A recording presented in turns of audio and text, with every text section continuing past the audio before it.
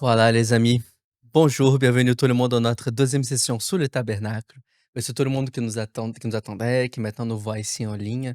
C'est tout le monde qui veut nous suivre, qui nous a suivis pendant toute la semaine. Merci aussi également pour tous les commentaires que vous avez envoyés en privé. On a tout lu et ça nous a édifié. Donc merci beaucoup pour ça et on a parlé au professeur justement. Donc, n'hésitez pas de continuer à nous donner des commentaires, de donner des likes et de s'inscrire. Aujourd'hui, on va continuer dans le tabernacle depuis le verset 7. On a entamé semaine dernière et je pense qu'on a fini, mais on va voir comment ça continue. On a de nouveaux documents, donc si vous en souhaitez les avoir directement chez vous, n'hésitez pas de les demander dans notre email qui sera écrit en description ici en bas. Et voilà, c'est tout. Comme c'est la deuxième session, je vais demander à cette fois-ci, c'est le professeur qui va prier. Oui, oui. La deuxième session, c'est toujours toi qui pries, comme ça tu donnes l'exemple. Oui, oui, tête de poisson. Et pour ceux qui nous suivent en ligne, priez avec nous. Et pour ceux qui nous suivent en YouTube et Spotify, vous allez nous écouter d'ici 2 secondes. À tout de suite. Et petit détail pour ceux qui nous suivent pour la première fois en ligne ou qui tombent par hasard ici. Quand quelqu'un fait des questions à la salle, ça fait un peu des silences, mais il y en a écoute et après il y répond. Donc ça, c'est normal. C'est pour ça que ceux qui nous regardent seulement YouTube, il n'y en a pas ça, parce que je coupe ces moments de silence en soi. C'est un privilège qu'on a pour ceux qui sont décidés de venir ici physiquement. Comme ça, ils peuvent demander directement au professeur. Donc, vous n'hésitez pas à demander ce que vous en souhaitez. Si vous avez des questions également en ligne, n'hésitez pas de les mettre en commentaire. Comme ça, je peux dire directement au professeur et il peut vous répondre. Dernière chose, c'est que c'est tous les jeudis. On va faire cette session. C'est le jeudi à 19h15 que ça commence en ligne. Et toutes les vidéos qui sont ici présentes, qui restent pendant chez Twitch pendant 60 jours, sont retravaillées. Ils sont mises au samedi à 14h chez YouTube et Spotify. On était la semaine dernière sous la toile de la demeure. Et aujourd'hui, on va entamer et finir la toile de la chèvre, c'est ça, hein? La tente, excuse-moi, c'est qui a une chèvre là, qui a une chèvre. Voilà, bonne session à tout le monde. Alors avant juste de commencer, faut que je précise quelque chose que j'ai dit la dernière fois, parce que des fois ça me revient comme ça. C'était par rapport au sacrifice lévitique, si c'est des mâles, des femelles. Et j'ai juste revérifié, hein, l'Holocauste c'est uniquement des mâles, même les petits oiseaux, ça doit être des mâles. Le sacrifice de prospérité ou de shalom, ça peut être mâle ou femelle. Sacrifice de péché, c'est toujours des mâles quand il s'agit de chefs, et quand c'est individuel, c'est toujours des femelles. Pour le sacrifice du péché, donc le sacrifice du péché, c'est le 4e sacrifice dans les Lévitiques. Et le sacrifice est toujours fait avec des animaux mâles quand il s'agit de chefs qui ont péché. De prêtres, de princes, de rois, de présidents, voilà. Mais quand c'est individuel, c'est toujours une femelle. Alors, j'ai vu dans des commentaires rabbiniques que quand c'est mâle ou femelle, en général, le côté femelle, c'est plus le côté esprit, âme, intérieur. Et puis, je peux comprendre que pour des responsables, c'est pas juste leur petite personne. Quand un responsable pêche, c'est tout le monde qui ramasse. Donc, c'est des conséquences plus graves, et donc il faut que ça soit un mâle. Quand c'est individuel, c'est pour mon âme à moi, c'est ma vie à moi. Ça veut pas dire que le péché, il a pas de conséquences ailleurs, mais c'est oui, ça, c'est aussi un sujet qui est passionnant. Et puis c'est juste en passant comme ça, nous, en tant que chrétiens, sur les 4 sacrifices de base, holocauste, les gâteaux, le sacrifice de shalom et le sacrifice de péché, on est uniquement focalisé sur le sacrifice de péché, uniquement. Les autres, on oublie, alors qu'ils sont si importants. Et dans le sacrifice de péché, le seul qu'on retient, c'est le tout dernier, c'est le sacrifice individuel. Et pourtant, dans l'ordre comme c'est mis c'est le tout dernier. C'est le moins, entre guillemets, je dis bien entre guillemets, le moins important. Et en fait, le sacrifice pour soi personnel, pour Dieu, c'est le sacrifice le plus rapidement. Ok, c'est bon. Il y a d'autres choses plus graves, et puis ceux-là, il y a un peu beaucoup. Alors, mais c'était un holocauste qui était fait pour la nation. C'était pas privé. Les holocaustes matin, soir, c'était des holocaustes institutionnels. Après, toi, si tu avais envie, tu pouvais aussi faire un holocauste. C'était volontaire. En général, l'holocauste, ça doit coûter. Donc, si tu étais riche, tu pouvais pas amener un petit pigeon. Il fallait amener quelque chose qui te coûte. Voilà.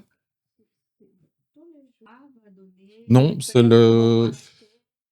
les sacrifices. C'est pas quelqu'un, un individu qui l'amène. C'est cultivé, entre guillemets, par le sacerdoce. Oui. Des autres sacrifices, oui. Après, il y a les sacrifices des gens. Voilà. Non, non, alors non. C'est vrai, c'est vrai que.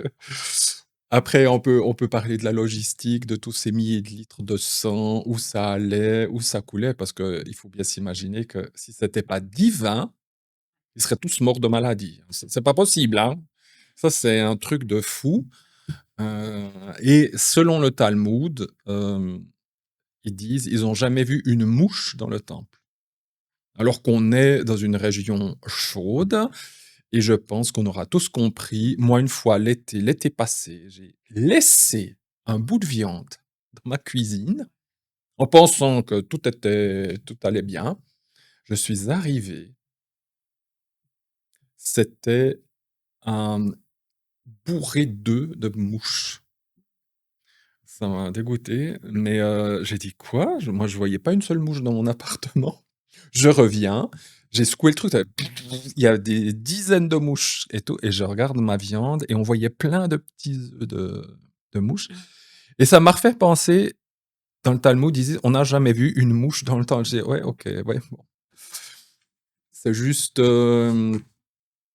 oui, c'est pas possible. Les mouches, elles viennent tout de suite, ça, c'est aller dans les pays chauds où ils mettent la viande exposée. On gratte les mouches avant de vous le vendre, peser la viande. Bien. Nous étions à la tente. Le sujet du jour. Voilà, tu feras des toiles de chèvre pour une tente. Alors, je ne reviens pas forcément sur ce que j'ai dit la fois dernière. Donc, nous avons la demeure. Et puis maintenant, par-dessus la demeure vient la toile de chèvre qui s'appelle la tente. La tente, T-E-N-T et non pas T-A-N-T. Verset 7, milieu de la page 2. Où ce mot tente est un acrostiche de Elohim. Donc il y a des petits jeux de mots aussi. Là.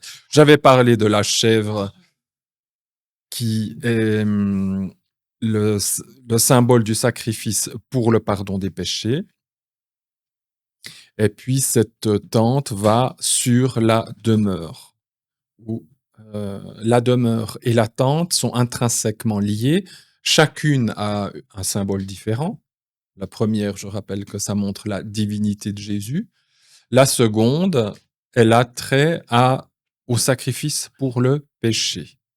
Et donc, ces deux couvertures ont un lien nécessaire. Et oui, ça je l'avais aussi dit, Marc 2,7, Dieu seul peut pardonner. Jésus est celui qui a la divinité, qui peut pardonner. Tout ça, voilà. Du tissu en lin de 4 couleurs. Parce que ça signifie, en hébreu, ça signifie tabernacler. Ça veut dire être sur, dresser une tente, même si c'est pas le même mot que le deuxième qui est aussi tente. C'est tabernacler, être sûr, voilà. Et puis que c'est le but de Dieu, c'est qu'il tabernacle sur nous, qu'il soit notre maison.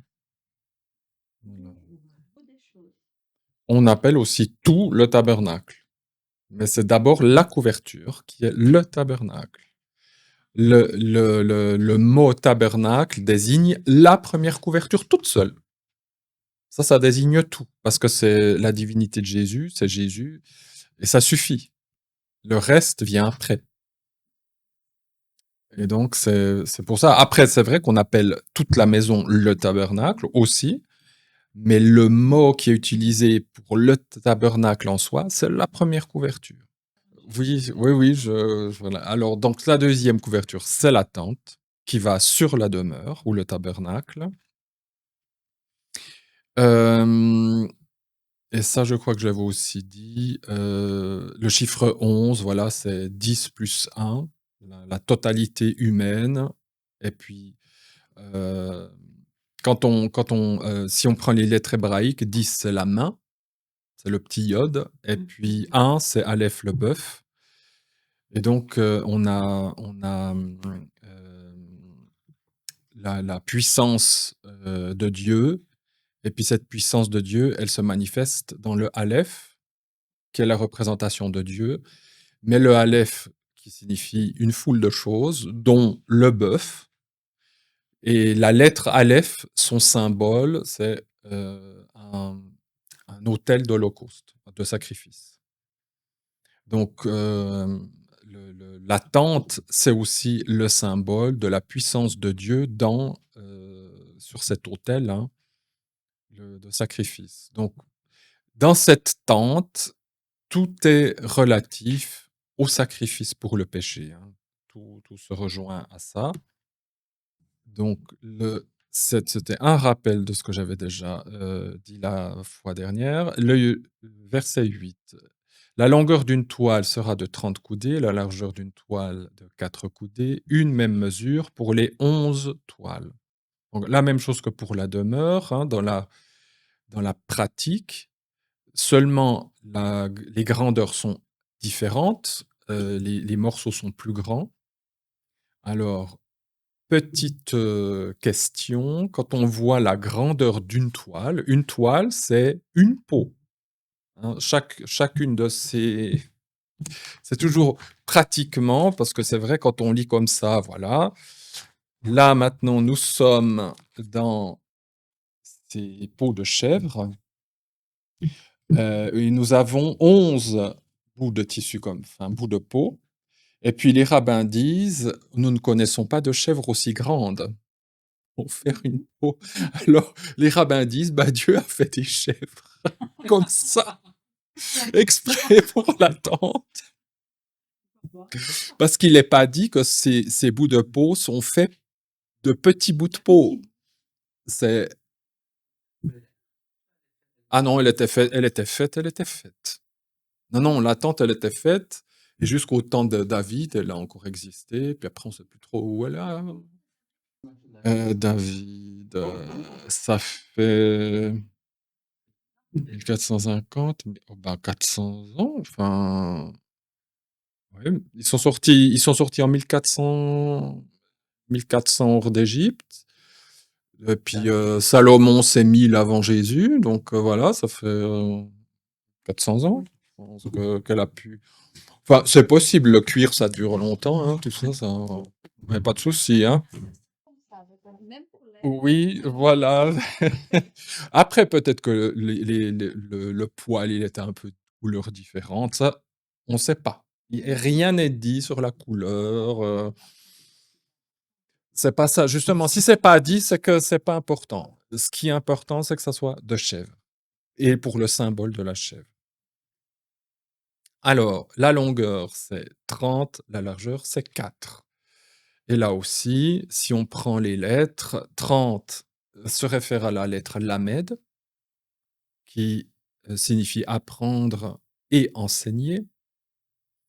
Et puis 4, je crois que je l'ai déjà dit, sinon je le rappelle parce que je ne l'ai pas noté ici, c'est relatif à notre monde, hein, les 4 coins cardinaux, les 4 coins du monde, etc. Le chiffre 4, c'est terrestre. Ça signifie quelqu'un qui vient, si j'extrapole, hein, après quelqu'un peut avoir une autre idée, mais quelqu'un qui vient nous enseigner dans notre monde. Moi, je mets, c'est Jésus le rabbin qui vient du ciel jusqu'à nous. D'autre part, on pourrait s'amuser à l'infini, oui. Attends, de la pomme? Je comprends. Voilà. Alors, 34, bah, si ça peut aussi être, Dalet Lamed, puisque 4 c'est Dalet. Je l'ai pas mis, je sais pas, je pense que j'ai dû le mettre avant, c'est pour ça que je l'ai pas répété. Le le le 30 c'est Lamed et le 4 c'est Dalet, c'est la quatrième lettre de l'alphabet. Et si on met les 2 lettres Dalet, Lamed ensemble, ça fait Dal, qui veut dire le pauvre.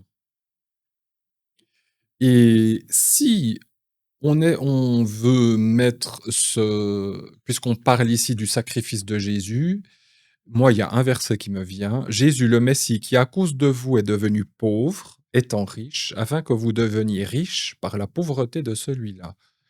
C'est que Paul veut dire ici, Jésus a quitté la gloire de son ciel.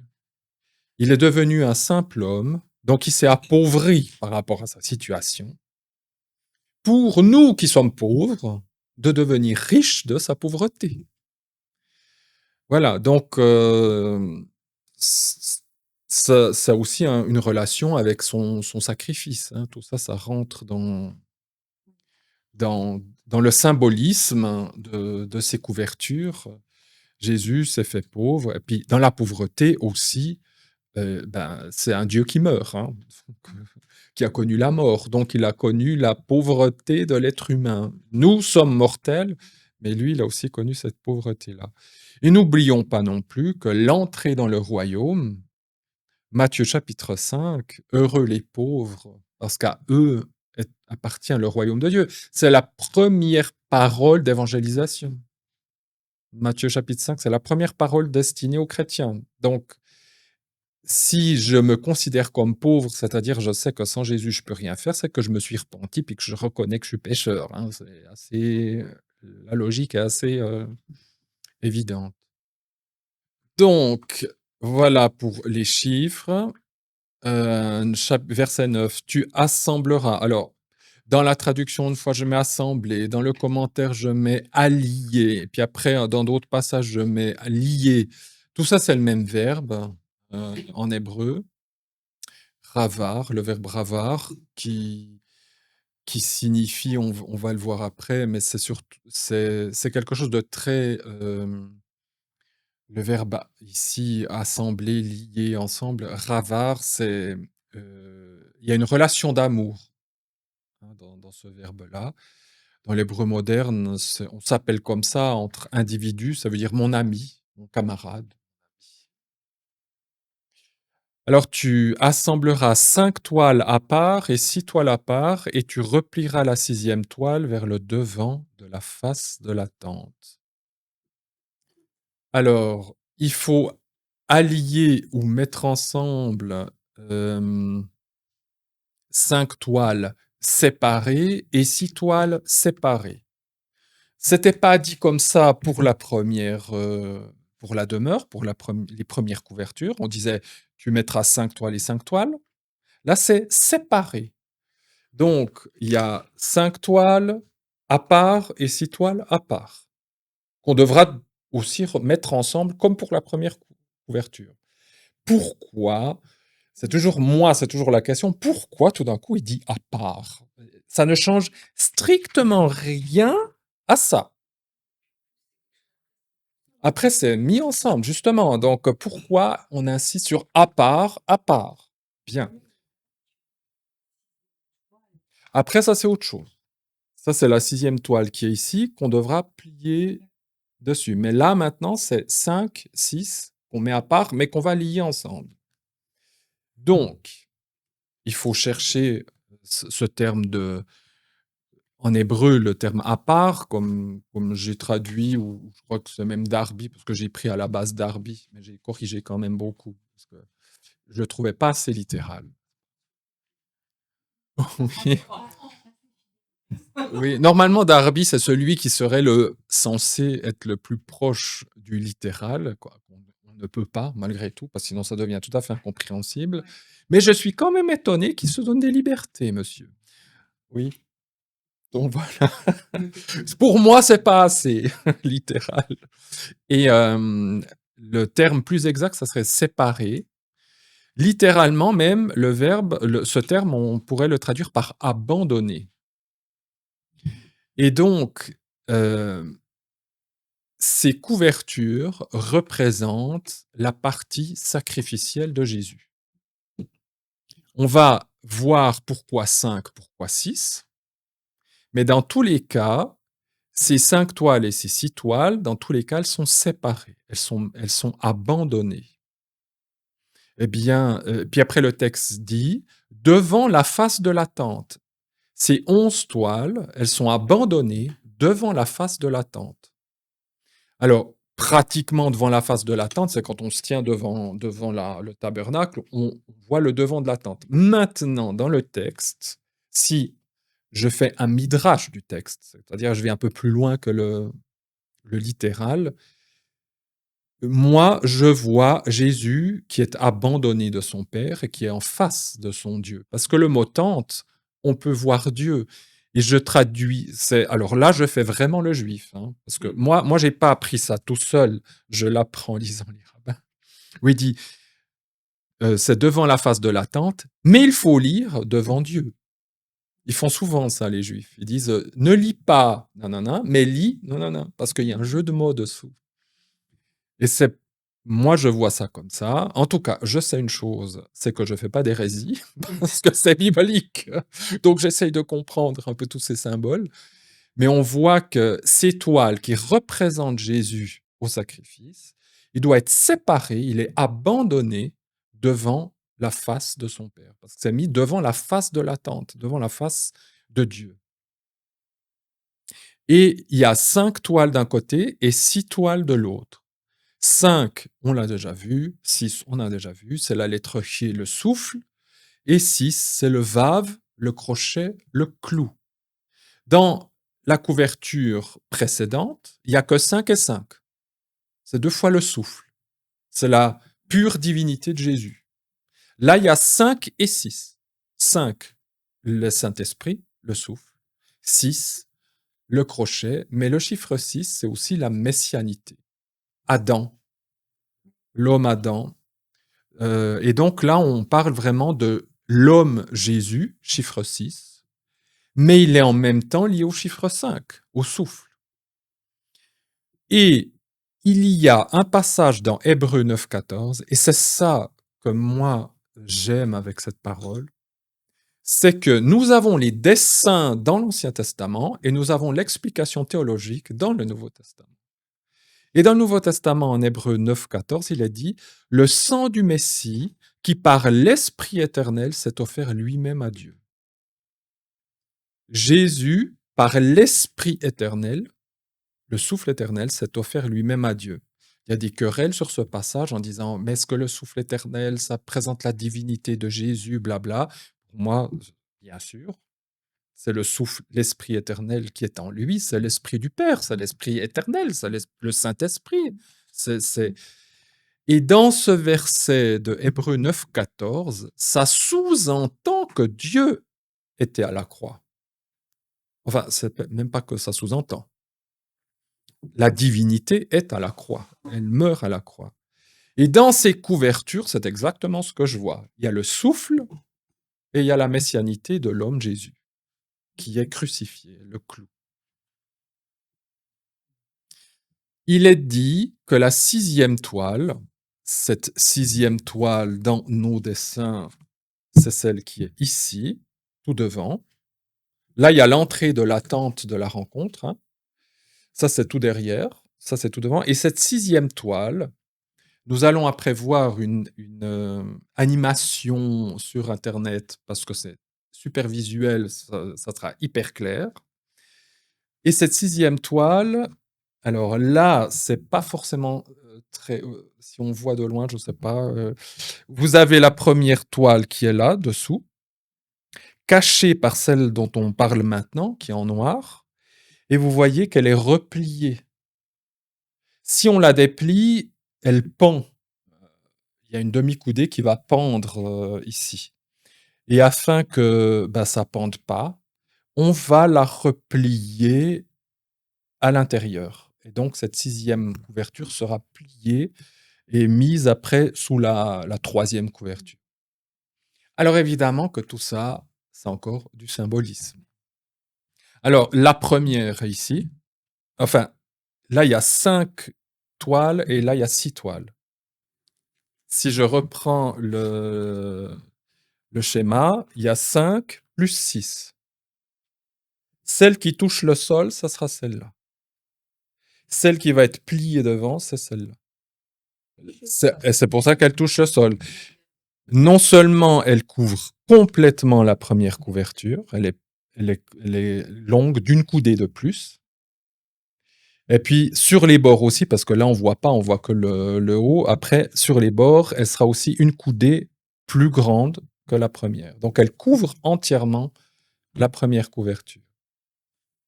Et cette 6e toile, des 11 toiles, ça serait la 11e, hein. Mais Dieu veut dire la 6e, parce que c'est la deuxième partie.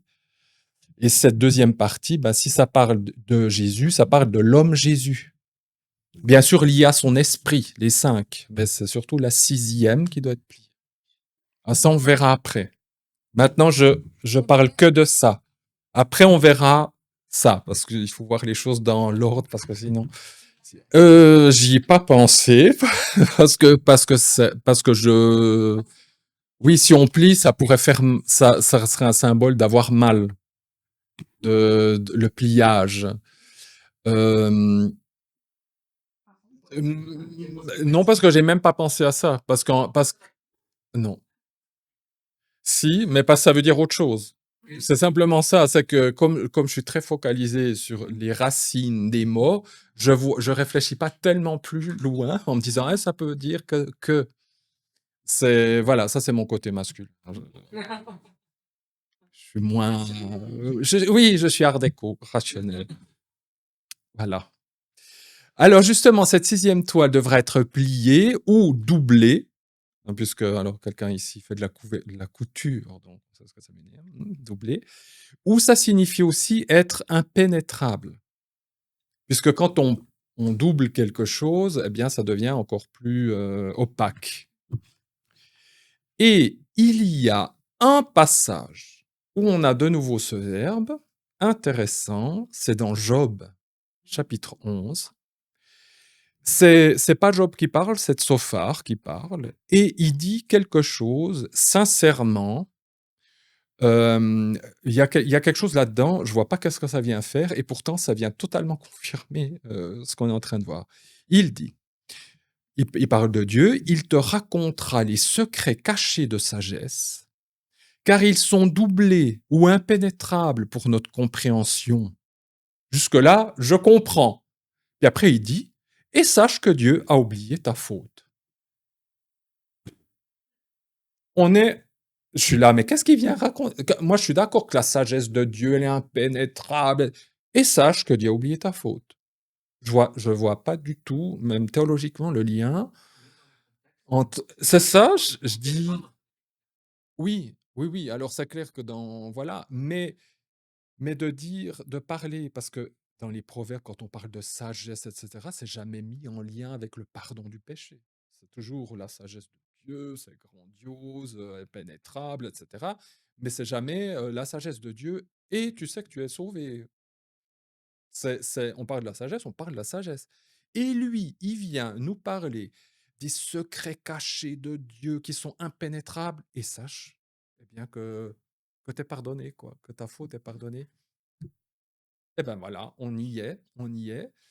Parce que tout cela, c'est vrai que peut-être que nous, en tant que chrétiens, on a un peu perdu ça, mais de penser à un Dieu qui vient sur terre pour nous pardonner, etc., c'est la sagesse de Dieu. D'ailleurs, Paul le dit, c'est la folie de Dieu, mais sa folie, elle est plus sage que nous. On est vraiment dans le thème, hein. C'est quelque chose qui est impénétrable pour nous, incompréhensible. D'ailleurs, il n'y a aucun chrétien sur terre qui dit c'est par logique que je me suis converti, parce qu'en lisant la Bible, je trouve très logique que non, on ne s'est pas converti par logique. Et ces choses-là sont des choses impénétrables que Dieu doit nous révéler, et en même temps, eh bien, ta faute est oubliée. Donc, on coche toutes les cases avec ce drôle de terme de doublé, plié, et puis Job. Donc tout est dit. Oui, c'est ça que moi ça me fait bizarre parce que j'ai pas l'habitude de ça quand je lis le reste de la Bible, quoi. De voir cette sagesse et puis Dieu oublie ta faute. Et puis, aussi en parlant du chiffre 6, dans les évangiles, on a plusieurs passages où on invoque ce chiffre 6, mais celui qui est intéressant pour nous, c'est Matthieu 27, 45. La 6e heure, c'est midi pile. Et à midi pile, il se passe quoi? Eh bien, Jésus est sur la croix. Et jusqu'à 3 heures, il va agoniser. 15 heures, il meurt, et puisqu'on a parlé d'Holocauste, 15 heures, c'est l'heure de l'Holocauste, du deuxième Holocauste, l'Holocauste du soir. Jésus décède au moment où, dans le temple, on offre le deuxième Holocauste, l'Holocauste qu'on appelle du soir, entre les deux soirs. Mais 6, c'est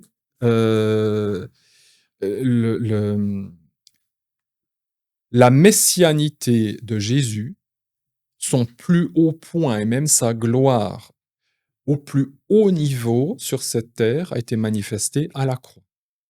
C'est à la croix que la gloire de Jésus, de Dieu et sa messianité a été exposée.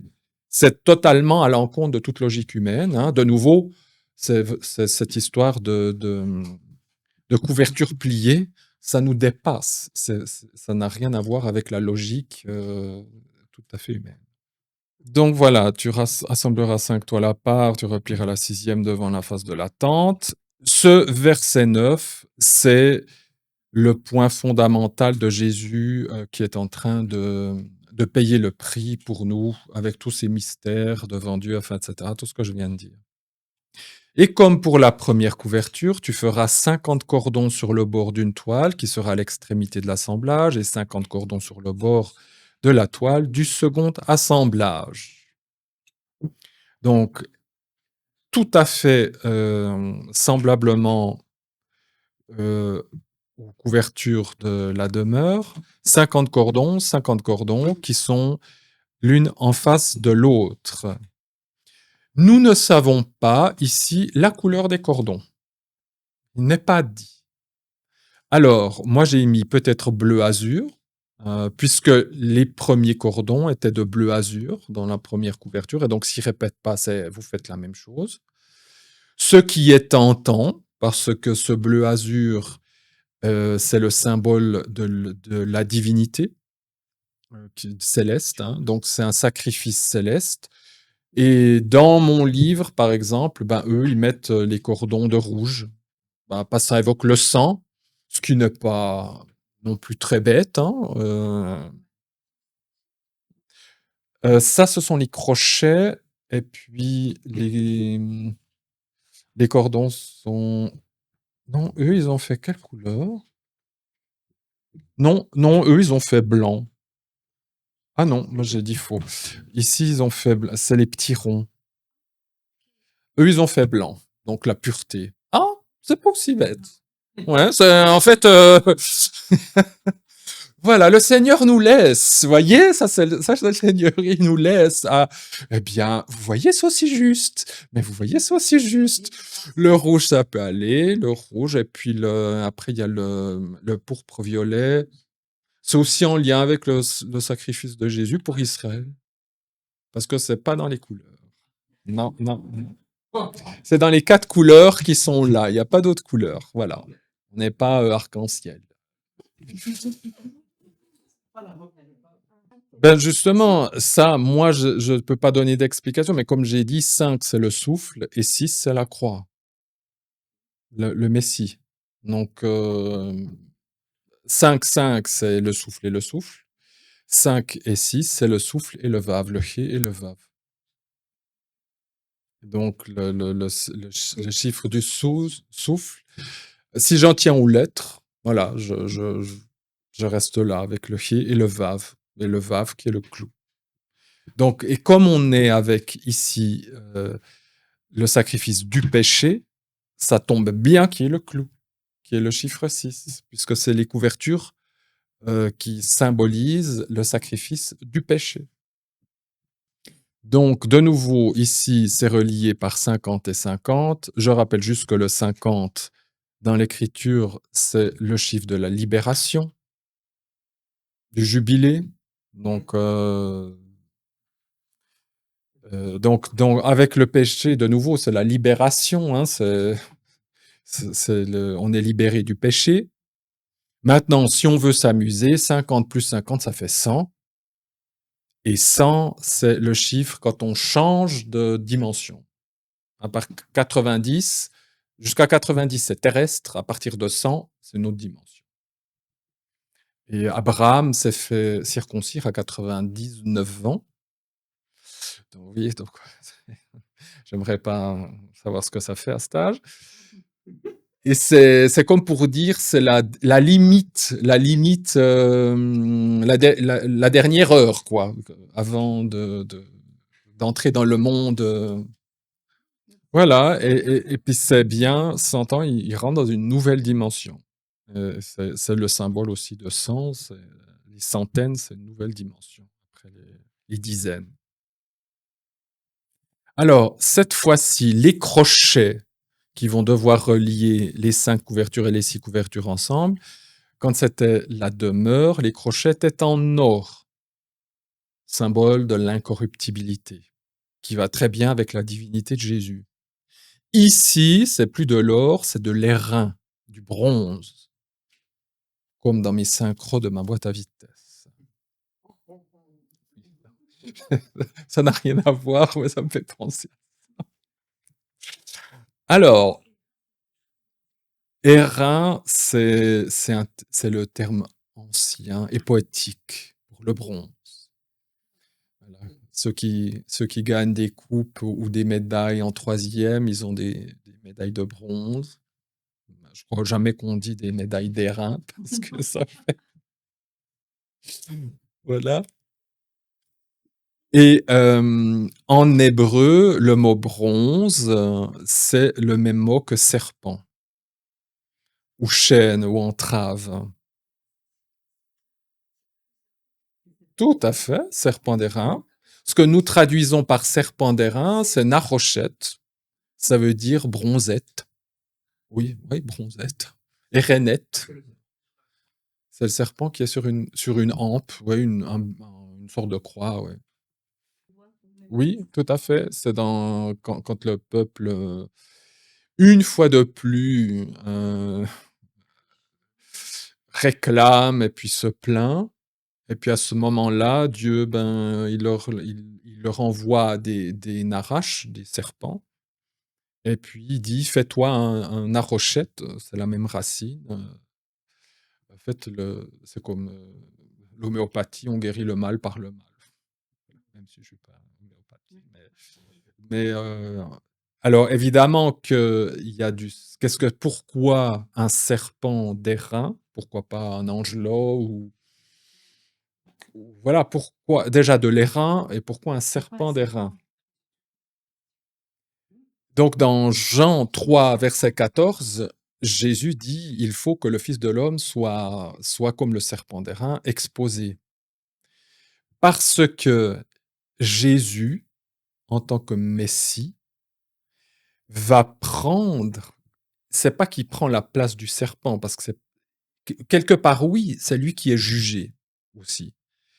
Mais Jésus va prendre sur lui les conséquences de celui qui, avec sa langue, a fait comme ça à Ève et à Adam.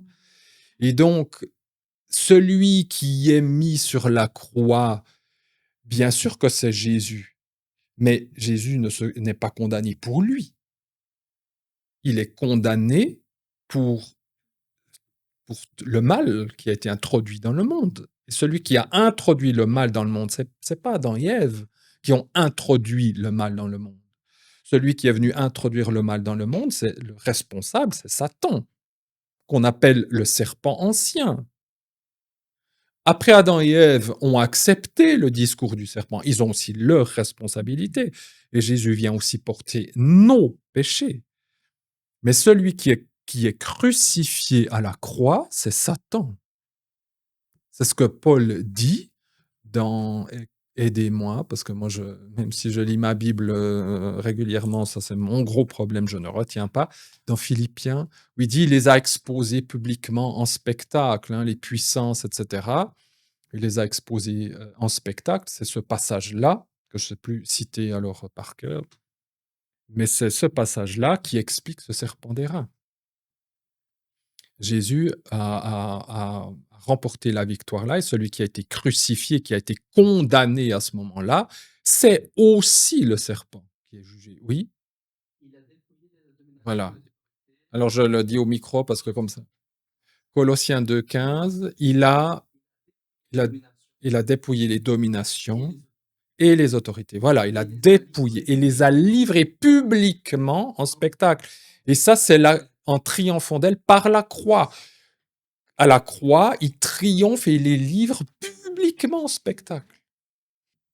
Oui, alors, oui, oui, ça c'est sûr que donc ce serpent d'airain. Alors, de nouveau, ça tombe bien, ces histoires de crochets maintenant qui relient toutes ces couvertures ensemble, qui sont faits en airain, en bronze, puisque ça symbolise aussi la défaite de Satan, mais que Jésus a payé, c'est lui qui a payé les conséquences aussi du mal qui est venu dans le monde à cause de nous. La seconde chose, c'est que le métal du bronze, c'est un métal qui est froid et puis très dur. Hein, l'or, c'est plutôt mou, mais le bronze, c'est froid et dur. Et ça, c'est le symbole de l'inflexibilité de la justice de Dieu. La justice de Dieu, elle est froide et dure. Alors, dans nos consciences occidentales, quand on dit que c'est froid, on voit quelque chose aussi d'agressif. Enfin, c'est froid, sans âme, hein, sans état d'âme. Alors, dans la Bible, quand on parle de froideur, ça signifie qu'il n'y a pas de compromis. Hein. Les choses, d'ailleurs, on dit en français, tu as gardé la tête froide. Ça, c'est un bon exemple. C'est que tu as été tout à fait conscient de ce qui s'est passé. Tu n'as pas fait n'importe quoi. Tu as bien calculé les choses. Et dans la Bible, c'est dans ce sens-là l'image du froid. C'est que les choses sont données clairement et sans aucune. Il n'y a pas de laxisme. Il y a pas. La justice est rendue comme elle doit être. Et elle est inflexible. Parce que Dieu ne peut pas faire de compromis avec le péché, c'est impossible.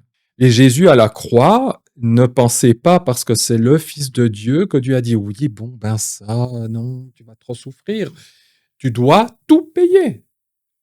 Et Jésus à la croix, nous, on ne peut pas se rendre compte de la gravité, de la colère qui s'est déversée sur lui à ce moment-là. C'est impossible de se rendre compte. Mais Jésus n'a pas été épargné, hein, pas du tout. Il a reçu sur lui la justice froide et inflexible de son Père. Il a payé prix plein. Donc, c'est aussi tout ce symbole que nous trouvons avec ces couvertures-là. Éphésiens 1, 20, 21. Là, ça parle plutôt de sa gloire céleste, mais sans tellement le lien. Et puis le verset 11. Alors, est-ce que j'ai tout dit? 50, là, c'en est 50, voilà. Et tu feras 50 agrafes d'airain, tu feras venir les agrafes dans les cordons, et tu assembleras la tente, et elle sera une. Donc, quand on dit tu assembleras la tente, on n'est que dans ses couvertures, hein, c'est pas la tente avec les planches et tout, hein, c'est vraiment tu assembleras la tente, c'est-à-dire tu prends ces 5 couvertures, ces 6 couvertures, tu les attaches avec ces agrafes d'airain et elles font une. Et cette unité, si on lit le texte hébreu, c'est une lecture, là aussi je fais du midrash, hein. Littéralement, c'est tu liras Aleph et Tav. Aleph Tav, c'est alpha et oméga. Alpha et Oméga, dans l'Apocalypse, on sait que c'est Jésus qui est l'alpha et l'oméga, l'aleph et le tav. Et tu la liras à la tente. Maintenant, le mot tente, on le lit comme Dieu. Et il sera un. Et ça confirme aussi cette union du souffle et du vav ensemble. L'homme Jésus et le souffle He, c'est le souffle de Yahvé. Donc, Jésus, il est Dieu. Il est lié à Dieu et il fait une unité. Il n'y a pas de... On a eu, et il y aura de nouveau certainement, des courants dans le christianisme, dans les premiers siècles. On se disait, oui, mais Jésus, quand il est mort à la croix, est-ce que vraiment le souffle de Dieu était avec lui? Est-ce qu'il l'a pas quitté à ce moment-là? Est-ce qu'il l'a pas laissé? Et puis encore aujourd'hui, c'est des questions des fois qu'on se pose, qui donnent des sectes. Mais le texte nous dit, le souffle de Dieu et la personne de Jésus sont une. Il fait un, il est Dieu. Ça reste ensuite un mystère, cette histoire du Fils séparé du Père. Mais en même temps, de nouveau, c'est le Lévitique qui nous renseigne que la séparation n'était pas complète. Le Père et le Fils ont été séparés. Les ténèbres en sont la preuve. Hein. Quand Dieu s'écarte, la lumière s'écarte aussi. Mais dans le Lévitique, chapitre 1, verset 17, nous avons l'image, c'est pour les holocaustes d'ailleurs, hein, et ce qui se passe à la croix, c'est aussi un holocauste. Enfin, Jésus, il fait tous les sacrifices, hein, mais c'est d'abord un holocauste, c'est une offrande volontaire qu'il fait à son Père, avant même de nous inclure. C'est d'abord entre lui et son Père. Il fait la volonté par amour. Et puis dans Lévitique 1, 17, il a dit quoi? Le pigeon ou la colombe que tu amènes pour l'Holocauste, ces oiseaux représentent toujours la figure du Saint-Esprit. Eh bien, tous les animaux, lorsque vous les amenez pour faire des sacrifices, vont être dépecés. C'est-à-dire, on va couper les membres, ils vont être décharnés, etc. Les oiseaux ne doivent jamais être séparés complètement. L'oiseau est coupé. Alors, si vous faites des poulets, généralement, on coupe depuis la colonne vertébrale, enfin, depuis le haut. Là, c'est le contraire. On coupe depuis le... Vous retournez votre poulet, et puis il faut faire depuis le bas. Et quand vous arrivez à la colonne vertébrale, vous arrêtez et vous séparez l'oiseau.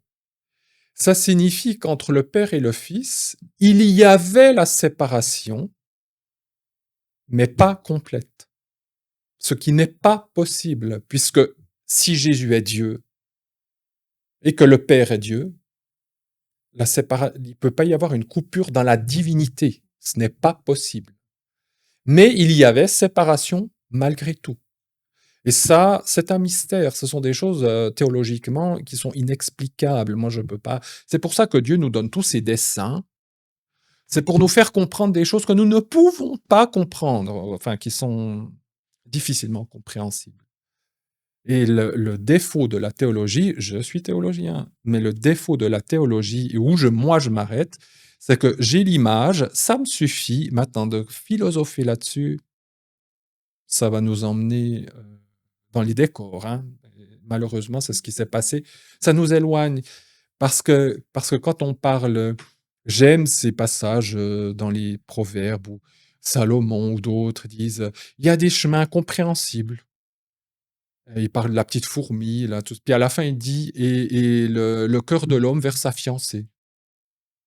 Qui c'est qui veut faire de la philosophie sur l'amour, quelqu'un attiré par quelqu'un, d'autres ils vont se marier. Ça reste un mystère de s'aimer. On va pas pouvoir faire de la philosophie ou même de la chimie ou je ne sais pas quoi qui va expliquer ce qui fait qu'une personne est attirée par une autre personne et qu'elle veut être ensemble. Ce sont des choses qui restent de l'ordre qui nous dépassent. Même si de l'extérieur, on pourra essayer de comprendre, mais on ne peut pas expliquer. Donc il y a des choses, bibliquement, on ne peut pas expliquer, il faut simplement l'accepter. Voilà. Jésus est Dieu, Le Père est Dieu, le Saint-Esprit les relie, ils sont séparés, mais ils ne sont pas complètement séparés. Ce qui signifie que le Père a souffert aussi avec son Fils. Et ah oui, dimanche passé, avec certains frères, on parlait du sacrifice, enfin la ligature d'Isaac. Quand Abraham, on dit le sacrifice d'Isaac, mais il n'a pas été sacrifié, il a été ligaturé. Abraham, quand il monte avec son fils, Abraham souffre avec lui. Lui, il sait ce que son fils va subir. D'ailleurs, le fils aussi, il a bien compris. Hein. Il est où l'agneau? J'ai compris, il avait 37 ans. Donc il a très bien compris ce qui se passait. Pensez que le papa, bien sûr, lui, c'était oui, oui, la petite fleur au bec, c'est lui qui va se faire sacrifier. Ouf, moi pas. Tu parles, c'est son fils, il va mourir. Le père, il souffre comme le fils. Bon, voilà, on entre dans des choses. C'est entre eux, c'est passé aussi des choses là entre eux, qui les regardent. Et d'ailleurs, dans l'Holocauste, quand on parle d'Holocauste, c'est moi avec Dieu. L'Holocauste, il regarde personne d'autre. Hein. Donc Jésus et son Père, c'est entre eux ce qui s'est passé. Et ça les regarde. Dans les holocaustes, ça les regarde. Nous poursuivons. Je crois que j'ai assez dit de choses. Ah oui, j'ai mis un petit passage encore. Ce verbe, ce terme doublé, hein, être impénétrable, hein, je reviens à la couverture qui est pliée. Dans la Septante, c'est traduit par un verbe. Et cette racine verbale, on la retrouve en Apocalypse 18, verset 6, une seule fois dans le Nouveau Testament, concernant le jugement de Babylone. Moi, j'ai mis ici jument de Babylone. Jugement de Babylone. Le jugement de Babylone. Ah oui, parce que c'est corrigé. Mais là, voilà. Ah oui, et puis oui, ça, eux, ils ont les vieilles, ils ont le jugement de Babylone. Oui, oui, oui, oui, mais ça fait rien. Et il est dit, Dieu dit, rendez-lui au double. Autant elle a péché, autant elle s'est complue dans le luxe, etc. Rendez-lui au double. Donc elle paye double pour ses péchés. Et quel est le lien? Ben, elle paye pour des péchés. Mais elle paye pour elle-même, puisqu'il n'y a personne qui peut la... Et quelque part, ça c'est moi qui le suppute, c'est-à-dire que Jésus à la croix, il a payé double pour nous aussi. Dans le sens qu'il a payé plein pot. Voilà, je vous laisse avec ça. Mais je trouve intéressant qu'on trouve cette histoire, payez-lui au double. Et Jésus, sur la croix, je ne pense pas qu'il a juste payé ce qu'il fallait. Il a payé plein pot pour que tout le monde puisse être pardonné. Oui, oui, il a transpiré du sang. Jésus a dit, mon âme va jusqu'à la mort, même parce qu'il savait ce qui l'attendait. Il savait ce qui l'attendait et c'était pas une partie de plaisir. Hein. C'était pas j'y vais, je dois mourir pour sacrifier, pour payer pour tout le monde. Il a demandé à son père s'il n'y a pas un plan B. Le Fils de Dieu. Enfin, je sais pourquoi je suis venu et il dit à son papa est-ce qu'il n'y a pas un plan B? Non, c'est toi, l'agneau cette fois. C'est toi qui payes.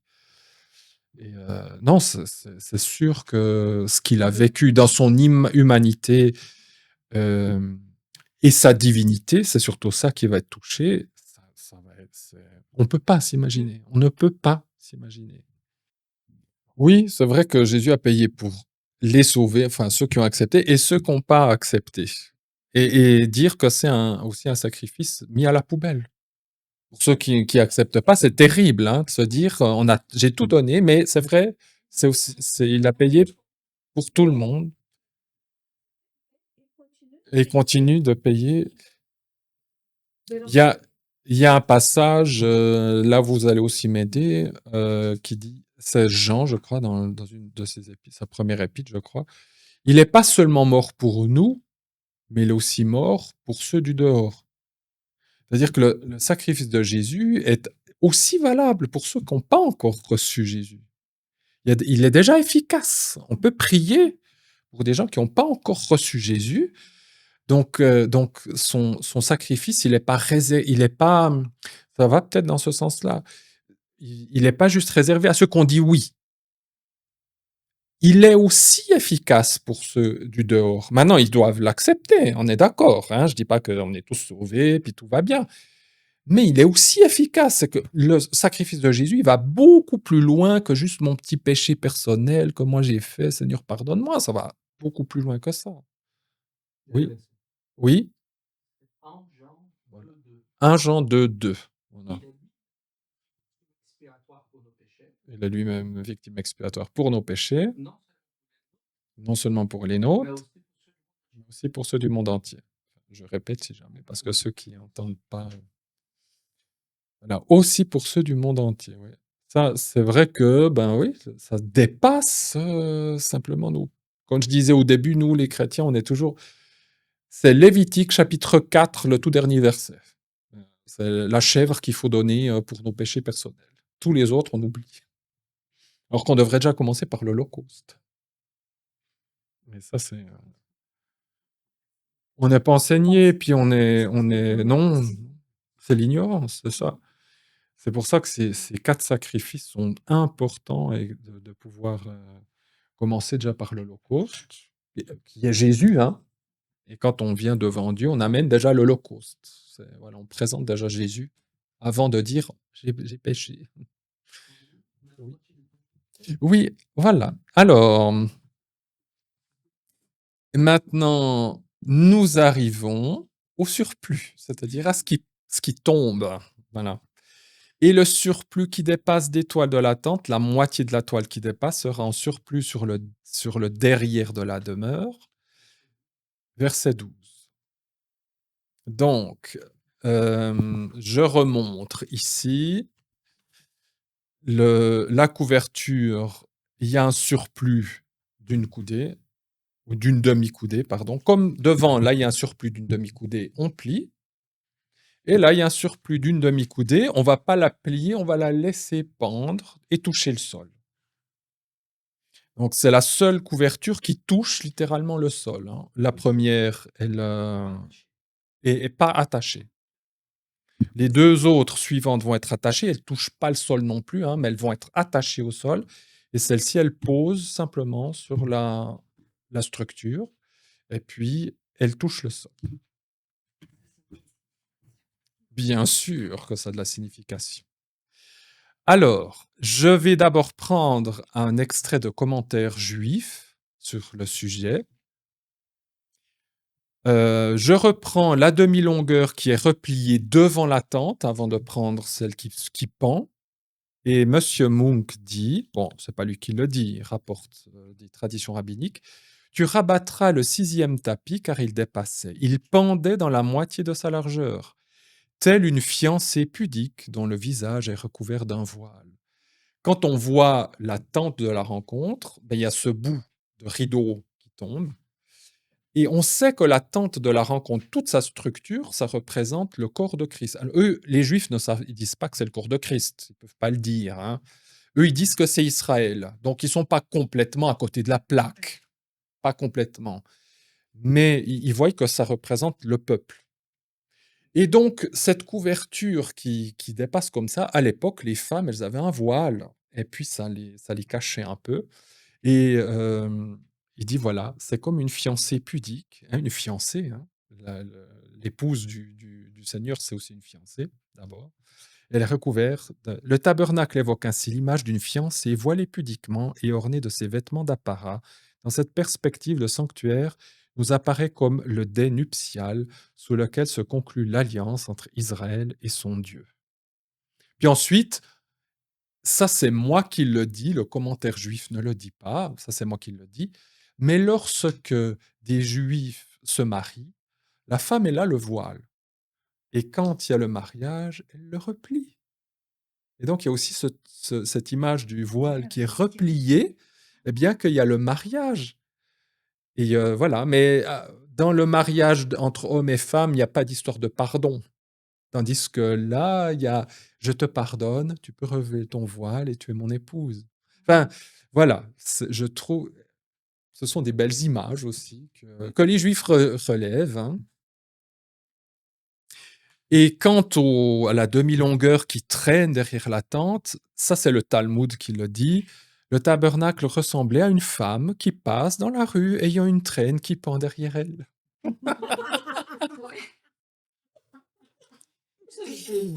Voilà, devant, voilà, c'est la femme et elle a une traîne derrière elle, qui est aussi une histoire de mariage qu'on peut mettre.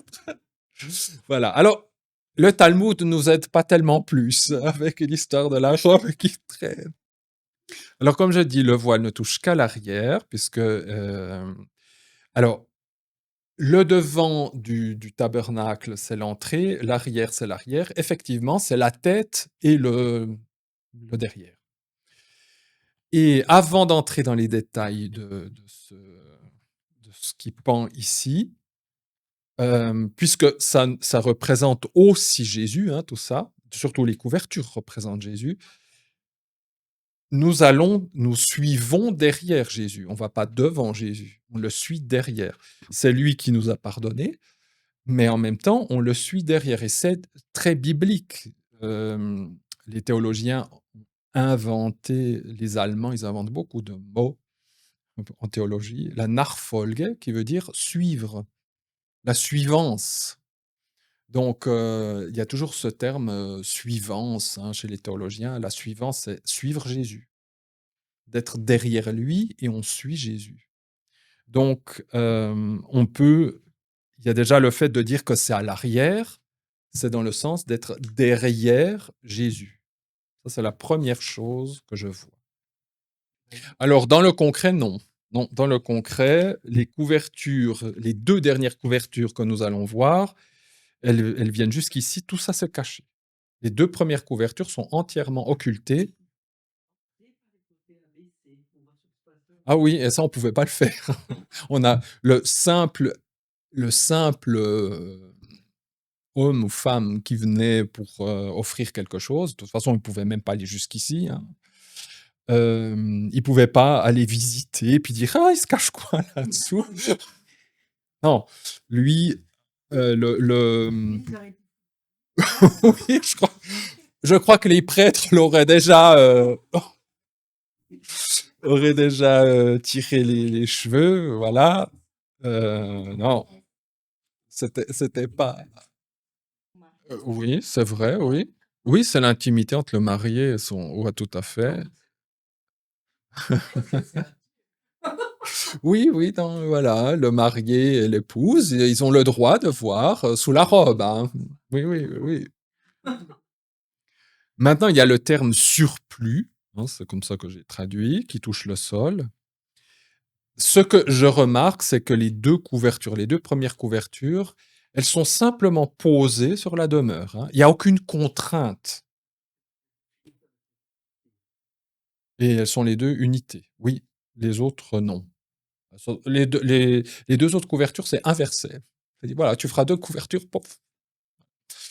Les 2 premières couvertures sont dites avec plein de détails parce que justement, ça représente des choses qui sont cachées, qui représentent Jésus, sa divinité, le péché. Les 2 autres, comme ça nous rejoint, il y a pas besoin. On va comprendre tout de suite ce que ça signifie. Il y avait une question? Ah et donc il y a ce surplus qui touche le sol et ces 2 couvertures qui viennent se poser comme ça, contrairement aux 2 autres qui vont être attachées, comme j'ai dit, par des crochets en airain, je crois aussi. Il y a une signification pour moi, c'est que c'est un don volontaire qui, déjà c'est céleste parce que ça se pose dessus. Il y a aucune contrainte, c'est-à-dire que Jésus s'est donné librement. Il y a rien qui le retient, qui l'a obligé à venir ici, voilà. C'est lui qui vient par amour et sans contrainte.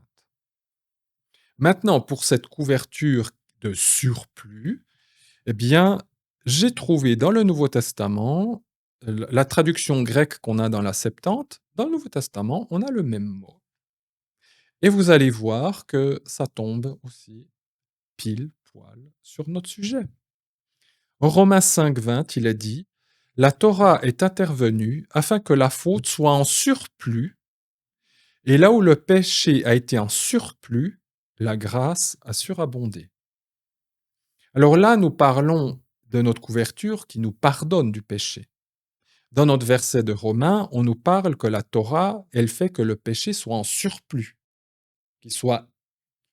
qu'il abonde. Parce que la Torah va nous montrer chaque faute, et puis, oh ben, oui, voilà, ça va nous sauter aux yeux. Et puis en même temps, il y a ce fait un peu bizarre, c'est que quand on met des interdictions, on aime les transgresser. Donc ça met en surplus. Maintenant, il y a un autre verset, 2 Corinthiens 4,15, car toute chose que nous endurons, c'est à cause de vous, afin que la grâce en surplus fasse surabonder l'action de grâce à travers le plus grand nombre pour la gloire de Dieu. La grâce en surplus. Et cette grâce en surplus, bien sûr qu'elle nous est donnée par le pardon de Jésus. Ce qui veut dire, dans le symbolisme, que quand on a le pardon, c'est pas qu'il est juste venu à peine toucher le sol et puis dit voilà, il y a un surplus.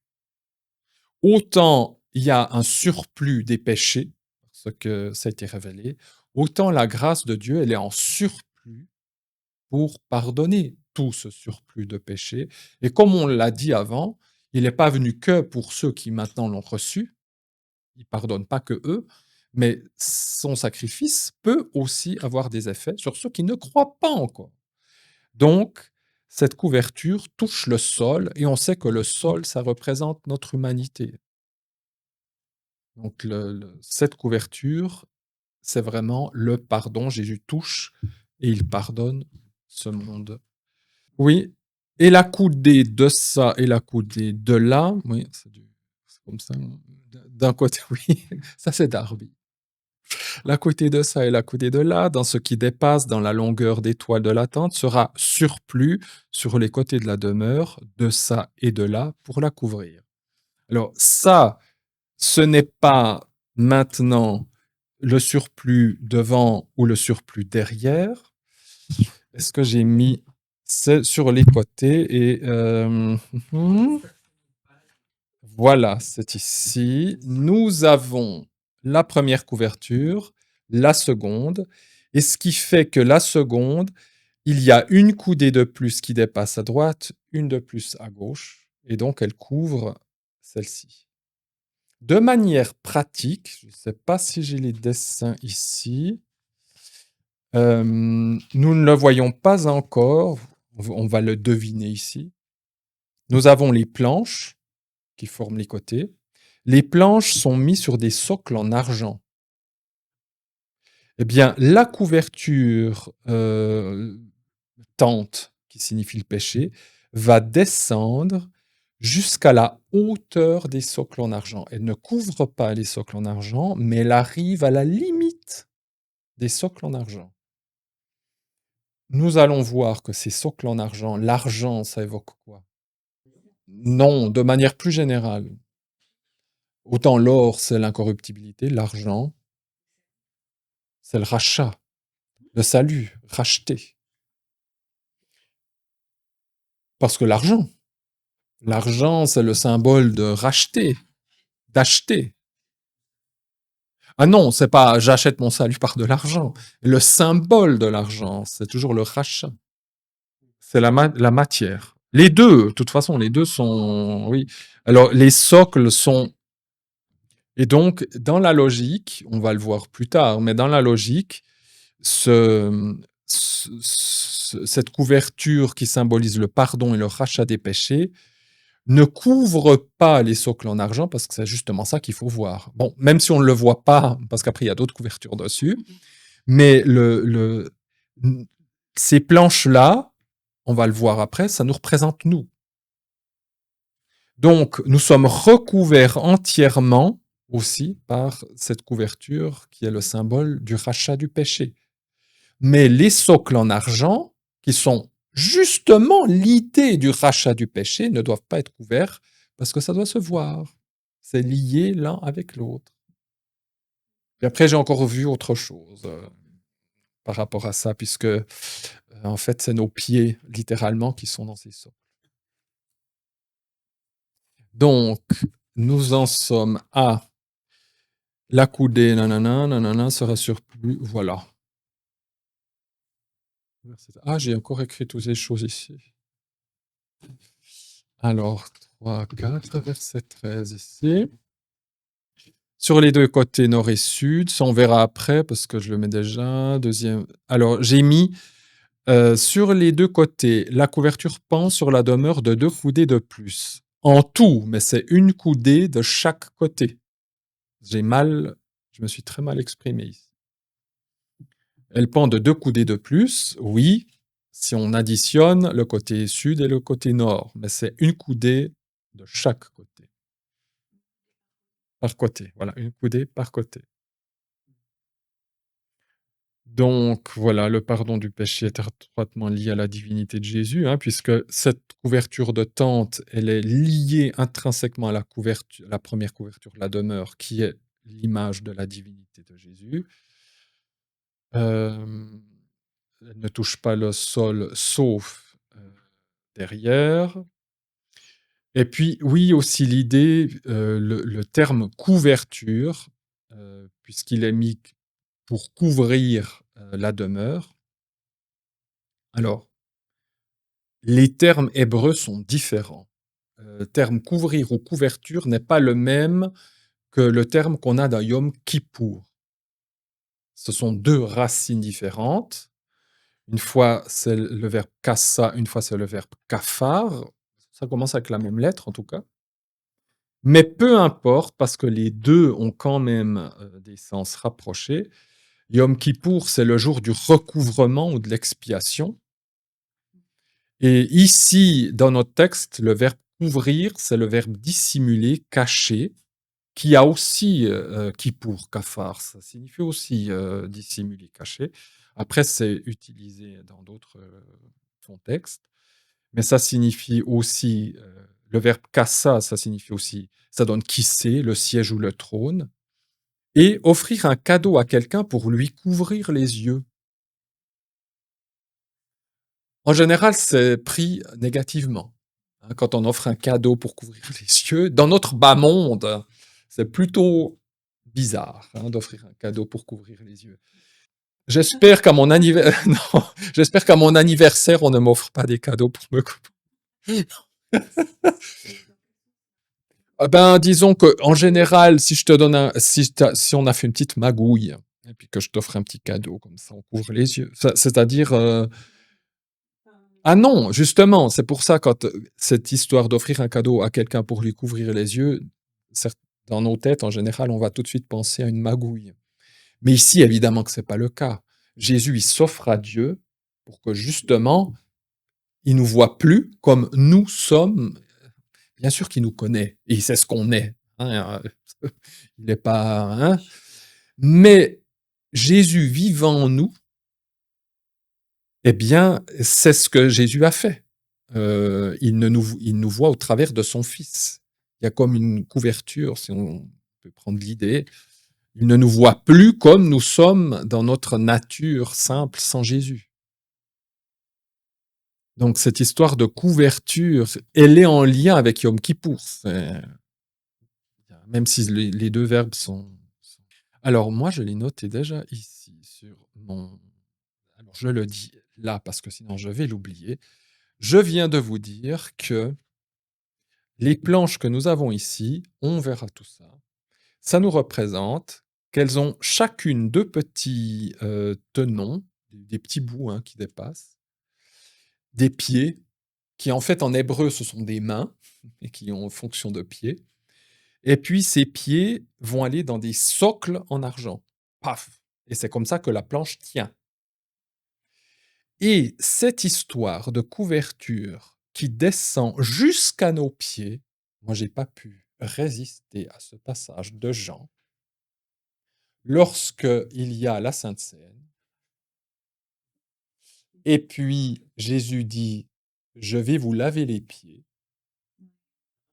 Et Pierre qui dit: «Ah, pas seulement les pieds, mais tout entier». Et Jésus dit quoi? Mais celui qui s'est baigné est entièrement pur. Il est entièrement recouvert de la couverture du sacrifice. Par contre, ce qui n'est pas couvert, c'est les petits pieds qui sont dans l'argent. Vous êtes sauvés, mais je dois quand même vous nettoyer vos pieds parce que vous marchez. Et d'ailleurs, c'est aussi une idée, la tente n'avait pas un sol en bois, n'avait pas un sol en pierre, c'était dans le désert, posé directement dans le sable. Et quand les prêtres marchaient, ben, ils se salissaient inévitablement les pieds dans ce sable. C'est aussi l'image de dire que il est inévitable, quand on est dans ce monde, même si on est le grand prêtre, que nous allons offrir une fois par année le grand sacrifice à Yom Kippour, il est inévitable de se salir les pieds. Nous sommes dans ce monde, c'est comme ça, et maintenant il faut que Jésus nous lave nos pieds quotidiennement. Le reste est entièrement pur, mais on fera toujours des bêtises, on ne sera jamais 100%, et puis c'est comme ça, il faut se salir les pieds. Quand on sert le Seigneur, il faut se salir les pieds. Ceux qui ne veulent pas se salir les pieds, ils sont en grand danger. Hein? Ça? Oui, ça salit le reste. Oui, t'as raison. Ils sont en grand danger. Salissons-nous les pieds, le Seigneur nous les nettoie. Voilà. Nous avons fini la deuxième toile. Et pour les deux dernières, ça va aller rapide, verset 14. Et tu feras pour la tente une couverture de peau de bélier teinte en rouge et une couverture de peau de tarache par-dessus. J'ai pas traduit parce qu'on ne sait pas. Tarache. Est-ce que c'est du dauphin? Alors tout le monde va crier au scandale parce que les petits dauphins ils sont gentils. Ah oui, mais avec les humains, oui. Ils sont. Non, ben, voilà. D'autres parlent de tessons, de blaireaux. Enfin bon, les blaireaux, ils se faisaient plutôt des trucs. Ah, mer Rouge, plein. Dans la mer Rouge, il y a plein de dauphins. Il y avait en tout cas, et donc c'était pas. Et il semble que les Bédouins faisaient des tentes de dauphins. C'est une peau absolument parfaite. Ouais, ouais, pour ça. Ouais. C'est triste, hein, mais oui, oui, non, non, voilà. Mais voilà, donc, mais on ne sait pas, on ne sait pas. Les rabbins eux-mêmes ne mettent pas ils disent Tarache, c'était peut-être une bête qui était juste là pour faire la tente à ce moment-là. Mais bon. Le symbole, c'est autre chose. Maintenant, il faut qu'on voit le symbole plutôt que qu'est-ce que c'est, quelle est la bestiole qu'elle a dessous. Donc, les deux dernières couvertures qui sont posées, une teinte en rouge et une, cette peau de Tarache. En réalité, cette peau de Tarache est une peau vulgaire. Voilà. Oui. Et puis, avec la petite vidéo qu'on pourra voir à la fin, ça sera encore plus clair. Donc voilà. Les deux premières, je rappelle, elles sont là.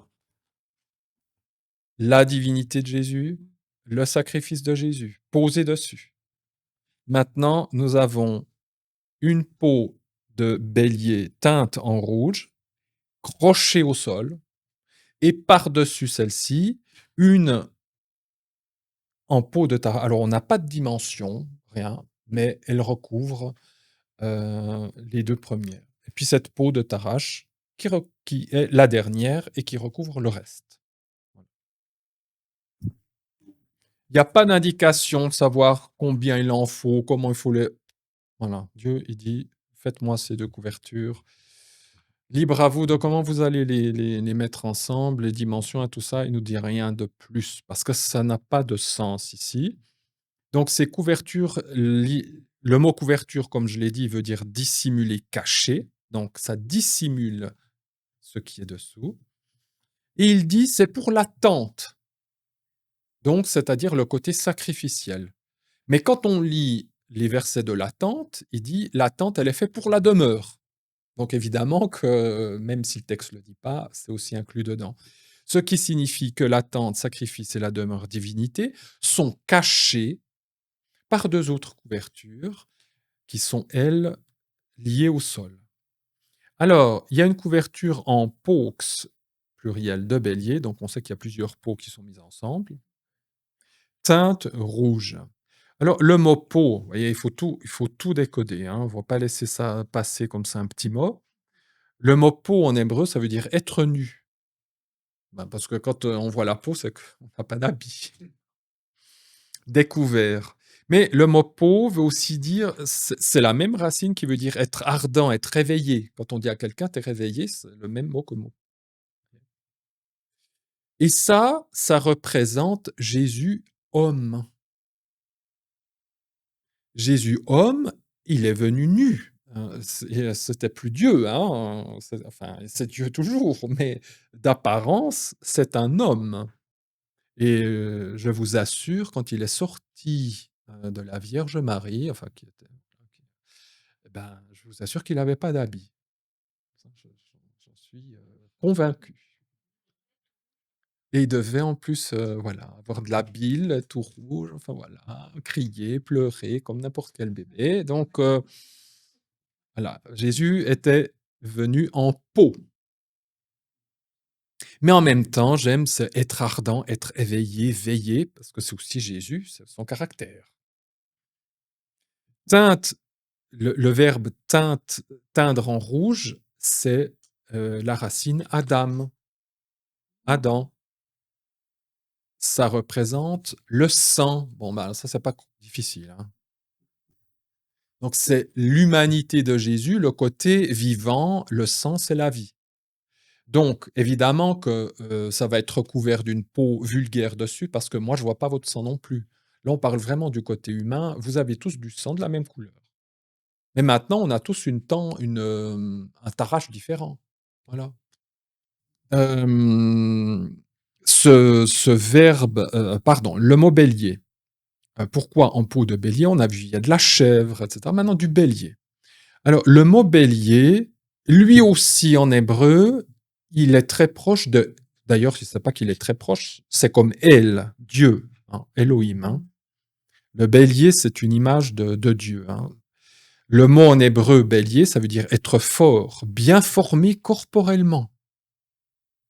Et dans l'hébreu, il est dit, tu m'as formé un corps. Et c'est avec ce verbe-là. Jésus était bien formé corporellement. C'était un bel homme. Bélier signifie aussi être le premier. Ben, Jésus, il est le premier en tout. Et puis, bélier, en hébreu, ça signifie aussi être fou. Eh bien, j'ai mis plein de petits passages du Nouveau Testament. Jésus a été bien fort. Eh ben voilà, il est l'homme fort qui nous délivre de l'ennemi, Marc 3, 27. Il est bien formé, Hébreux 10. Il est le premier en tout, Colossiens 1. Et la folie de Dieu est plus sage que celle des hommes, Corinthiens 25. Et c'est vrai que cette histoire d'un Dieu qui devient chair et sang, c'est une folie. Ce n'est pas ni les juifs, ni les musulmans, ni d'ailleurs même les païens, enfin c'est comme ça. Dire que Jésus, c'est Dieu incarné, c'est une folie. C'est une folie. Un scandale chez les juifs. Et ça nous dépasse aussi. Mais de l'accepter, c'est une révélation. C'est une révélation. Donc cette peau rouge, c'est le côté sang de Jésus, c'est-à-dire vivant, hein, il est être humain, il est adamique. Et puis le tarash, donc je vous ai mis dauphin, blaireau, bon. C'est la dernière peau, c'est celle qu'on voit, que tout le monde voit. Ben, c'est celle que moi je vois quand je vous vois. Moi je peux pas, si j'avais eu Jésus à l'époque, je n'aurais pas pu dire: «Oh, c'est le Fils de Dieu, c'est Dieu incarné, ah oui, qu'est-ce que j'en sais?» Bah, écoutez, il est rabbin, il vient de Galilée, il était charpentier, ouais, d'accord. Bon, il parle bien, c'est vrai, voilà. Mais personne pouvait dire: «Ah ben, c'est Dieu». Excusez, hein. Oui, oui, même il a dit enfin et même Pierre a dit: «Tu es le Messie».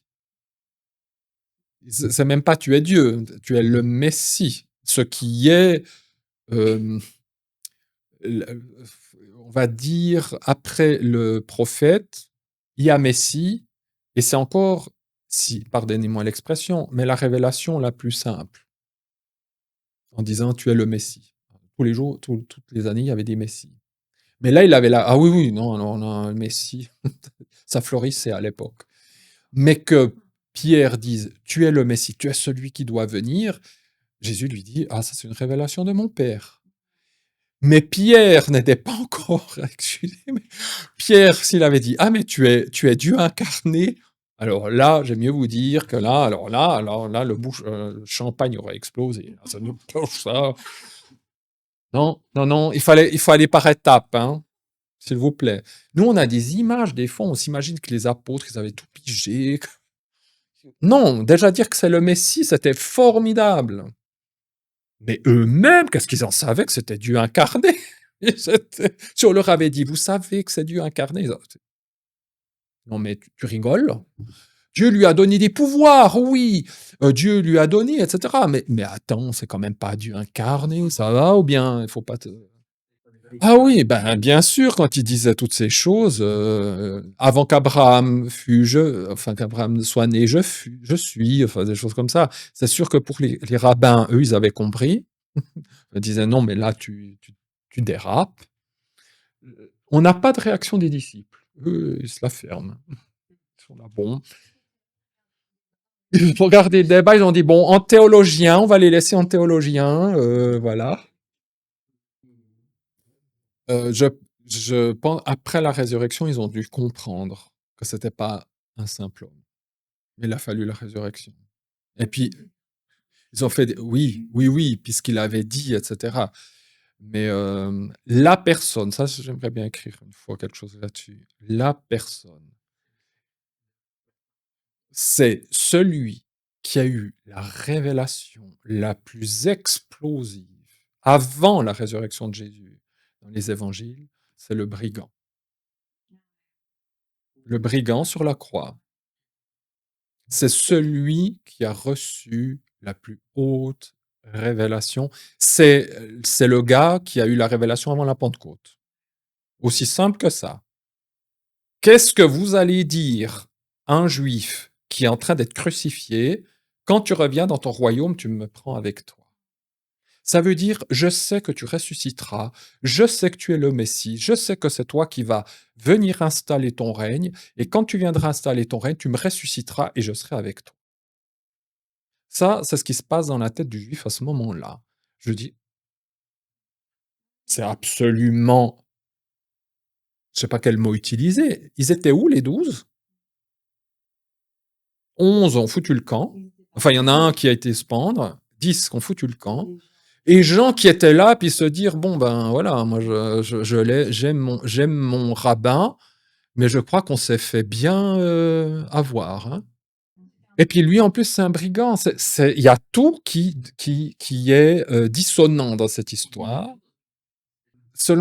Alors, lui-même, il dit, moi, j'ai péché, donc je mérite. Il le dit à l'autre brigand, il dit, nous, on mérite mais lui, il mérite pas. Ça veut dire qu'il avait quand même entendu Jésus, parce qu'il n'allait pas dire comme ça, ah bah, tu es le Messie. Ça, c'est sûr qu'il l'a entendu. Mais de dire, souviens-toi, quand tu viendras dans ton règne, de me prendre avec toi dans le paradis. Enfin, c'est que tu es le Messie, que tu vas ressusciter, que tu vas revenir, que tu vas me ressusciter, que c'est toi qu'on attend. Ah, mais il lui a dit, aujourd'hui, tu seras avec moi dans le paradis. Aujourd'hui. Donc c'est une folie. Ce passage-là est une folie. Ouais, voilà. C'est- Oui, alors, moi qui pense finir tout le reste, ce que j'ai donné là. Bon. Alors, cette peau de Tarache, maintenant, puisqu'on ne sait pas ce que c'est, qu'il n'y a nulle part dans la Bible faire des rapprochements, j'en reste aux lettres. Donc, c'est pour ça que vous avez en hébreu. Tarache, c'est Tav, Ret, Shin. Tav, c'est le signe de la croix. Alors, pour ceux qui peut-être, c'est la première fois, Tav, dans l'ancien hébreu, c'était une croix. Ça, c'est l'hébreu araméen que Jésus a connu. Mais Tav, ça veut dire le signe, et c'est la dernière lettre de l'alphabet. Chet, c'est le péché, la barrière, le péché, qui veut aussi dire la vie, Chaim, c'est lié. Et puis Shin, c'est la dent qui rumine. Et donc cette peau de Tarash qu'on voit de l'extérieur, c'est celui qui va être crucifié pour nos péchés, qui nous donne la vie. Et puis Jésus, il dit quoi de lui? Celui qui mange ma viande. La viande, c'est ce que vous voyez en premier. Celui qui mange ma chair, ma viande, littéralement. Donc cette peau de Tarash, elle est simplement la description de Jésus extérieur, ce qu'il est. Mais c'est aussi ce qu'il est en tant qu'homme que tout le monde, même les historiens qui ne croient pas en Jésus, sont obligés d'admettre. C'est quelqu'un qui a été crucifié à cause du péché, et puis on sait qu'il a dit, il faut manger ma chair. Voilà. Qu'on soit d'accord ou pas, hein, qu'on croit ou pas, tout ça, ce sont des choses qu'on peut connaître de Jésus, mais c'est ce qu'il demande de nous. Et j'ai un peu corrigé par rapport à celle que voilà. Je note aussi ces 2 couvertures, peau de bélier, ça nous les 2 nous parlent de ce Jésus terrestre, puisque c'est tout à la fin, hein, elles sont attachées par des pieux d'airain. Donc de nouveau, l'airain, c'est un symbole de justice de Dieu inflexible. Mais quand Jésus est venu dans ce monde, il est venu sous la loi. Il est venu dans l'époque sous la loi. Et sous la loi, c'est la justice inflexible de Dieu, hein. Il n'y a qu'à voir Paul qui dit, quand on était condamné, il y avait pas de, on rigolait pas, hein. Donc, et puis aussi cette histoire du pieu d'airain, c'est que ça l'attache à ce monde-là. Jésus, en tant que chair, homme de chair, il était attaché. C'était pas un ange volant. On n'a jamais vu Jésus voler d'un endroit à l'autre. Il y a des exceptions, mais c'est Satan qui l'a amené là et là, hein. Mais lui-même, il a vécu comme un homme. Et puis, pour reprendre ces 2 peaux, la peau de bélier, c'est l'origine terrestre. Comme on dit littéralement en hébreu, le devenir rouge ou teindre en rouge, on pourrait le lire issu des terres ou issu des adamiques. Donc Jésus est issu d'Adam. Même qu'il ne descend pas d'Adam, la Bible nous dit qu'il était comme un homme. Il était comme un Adam. Alors moi je dis, c'est le côté, il est né d'une vierge. Alors que la peau de Tarash, le texte dit qu'elle vient depuis le haut. C'est quand même bizarre. Elle vient en haut. Il n'est pas dit pose-la en haut. Il est dit dans le texte qu'elle vient depuis le haut. Alors d'accord, puis c'est la dernière, elle vient depuis le haut. Mais en hébreu, on pourrait très bien dire, comme les autres, elles sont posées sur. Pourquoi elle vient depuis le haut? Parce que ça nous montre que Jésus était un homme, mais qui ne vient pas depuis le bas. Il vient pas depuis le bas, c'est-à-dire qu'il vient pas de cette terre. Il vient depuis le haut. Donc il y a un petit clin d'œil encore, même si on parle de Jésus humain charnel, qu'il y a quand même quelque chose chez lui de céleste. Et Philippiens 2 nous dit, il devient semblable aux êtres humains et il a été reconnu comme un simple homme, alors que c'est juste Dieu incarné.